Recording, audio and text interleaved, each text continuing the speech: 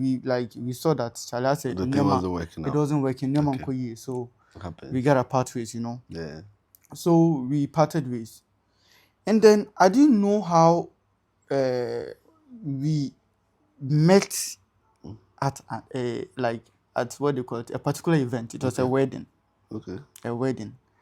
So, and then it got to a time that they're about to share food. The whole thing was finished, and then as I said, I can't do no. So Charlie, me so na me teach you like a day back. So when they're about to share the food, I just said, let me go in front small. Charlie, I'm trying to do an answer.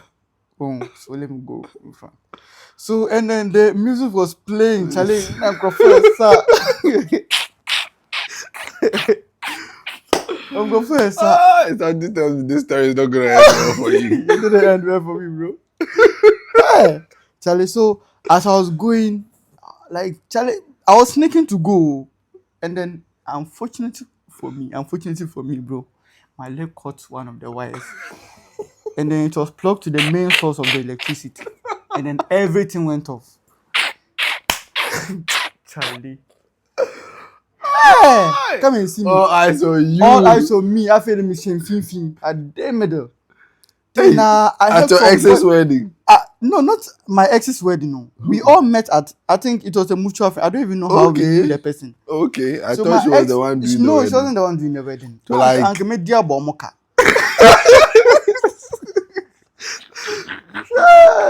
So you were like you all met at an old friend's wedding. Yes. Okay, but I didn't even know that she was even there.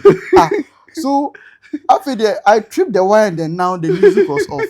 All I saw you. Then I heard a voice from the back. Say, hey, is that not Abraham? And then one guy, he said, yes, that's your ex. Then I heard what my ex said.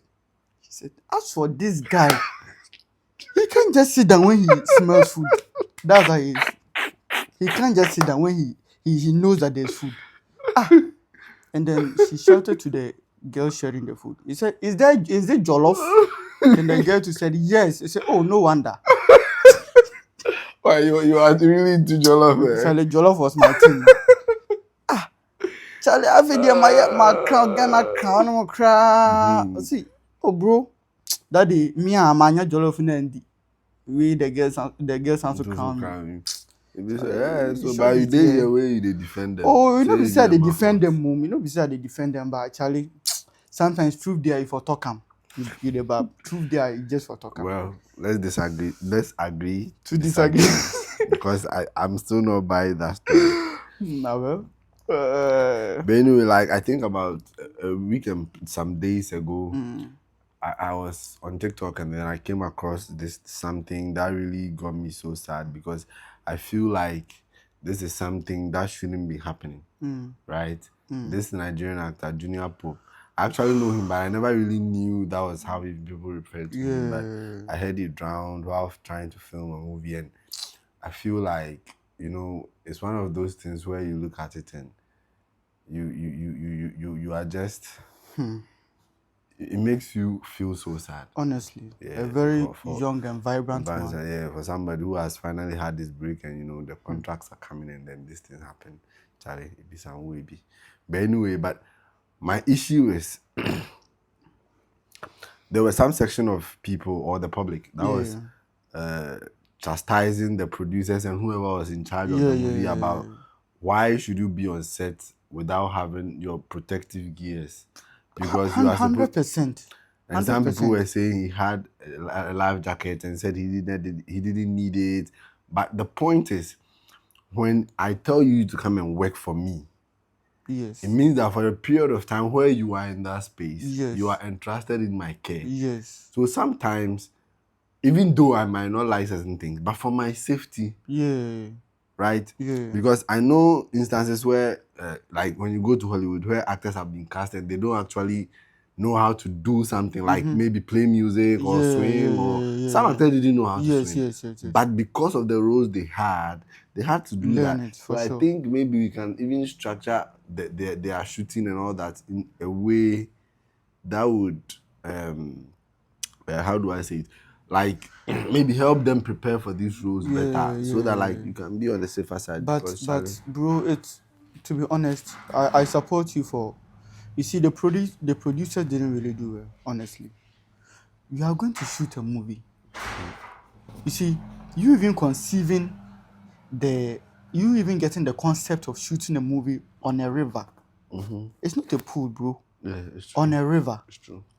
And then your actors and actresses, even if they know how to swim, just for their safety, you should get them the gear.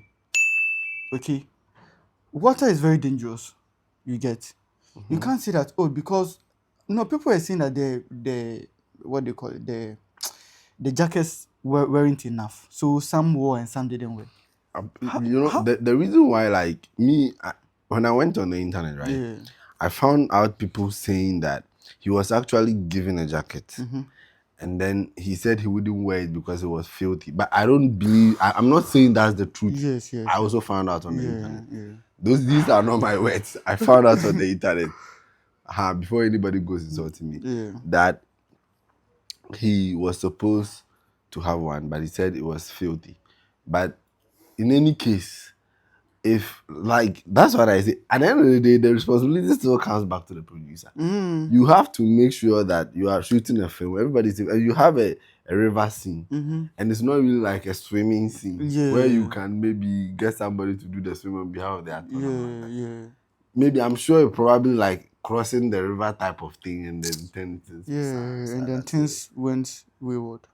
And then I'll also blame I wouldn't say I'm blaming the boat driver, because accidents do happen. Okay. Apparently, like it wasn't just one. They like another boat was also coming, and then they kind of interlocked, and then that was it. But if the boat riders could, okay, maybe is it just junior people who died, or a lot of people also died along? For now, I only know of him. Okay, maybe I guess he's the most popular one. Yes. So I don't know if maybe. But I don't want to criticize too much, because I don't know all the circumstances around it. But I just feel like it's a very sad thing, honestly, that shouldn't be happening, because bro, all what you have to say is may his soul rest in peace. And then we have to advise our producers. They should do more. Most definitely. In terms of safety, they should try their best. Yeah. Because people's lives are at stake. True. Yeah. Anyway, I know you're a Chelsea fan. I'm sorry for you, because I know you lost your. I think it's the EFL Cup, right? Yes. Semi-finals. I was kind of bummed, because I'm also a Chelsea fan as well. And there's something I've been telling people all this season long, that I feel like, I'm not saying Jackson is not a good player. I think like he's a good player. Sometimes he can make run-ins and, take the ball, dribble, pass. He has a good amount of pace, which I think is good. But when it comes to his finishing, bro, that guy sucks. And every time I talk about it, I was talking to a colleague at work, and I told him this, and he was like, oh, he needs time, he's young. And I'm like, bro, this is Chelsea. Bro, you never come here unless you are ready. Yes. This is a 2-time Champions League winning team. Chelsea. I mean, bro, not the same players, but bro. Like I'm just short of words, honestly. Look, from the coaching staff to the scouts to our medical team, everything. Hey, you are being too harsh on the coach. That's what I think. Look, no, let me tell you something. If Poch's tactics weren't working, they wouldn't be scoring goals. That's one thing. That's for a fact. Scoring and conceding. You wait. One of the greatest quotes Sir Alex Ferguson said was that attacks win you matches, but defense win you what?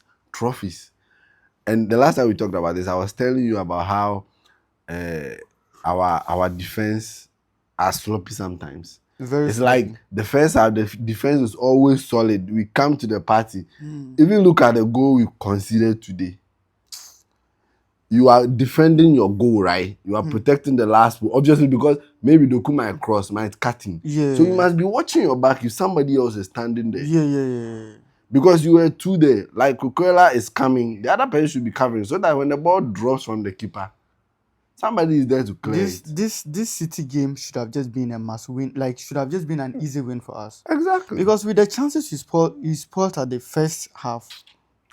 You know me, I just blame Jackson because I think most of the chances came through him and he wasted all of it. So for this game, I think bro, you've gotten a ball. You dribble and the defender is coming. Just try your luck. The keeper is coming towards you. So Charlie, squeeze yourself and like bend yourself and squeeze the ball. If it goes in, fine. And at least you tried. But you just hold the ball and you just return it in the penalty box. How easy is it to get there? Charlie. But anyway, but today I didn't really see much of Cole Palmer, but I guess his position was changed. Yeah. But this guy, I don't know why people seem to doubt his ability, because I believe he has been outstanding this season. Mr. Cold. Mr. Cold, yeah, Cole Palmer.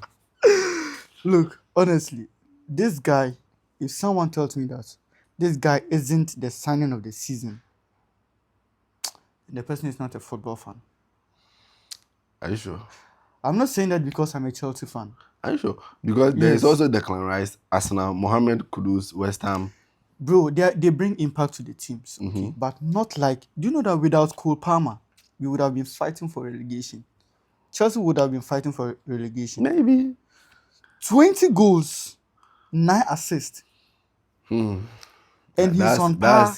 He's on par with a striker. Haaland. That's impressive.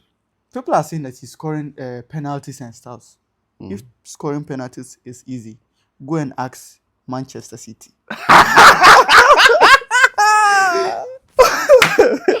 Hey, you are just trying to troll City right now. I'm not trolling them. I'm not trolling them. I'm going to be honest with you. I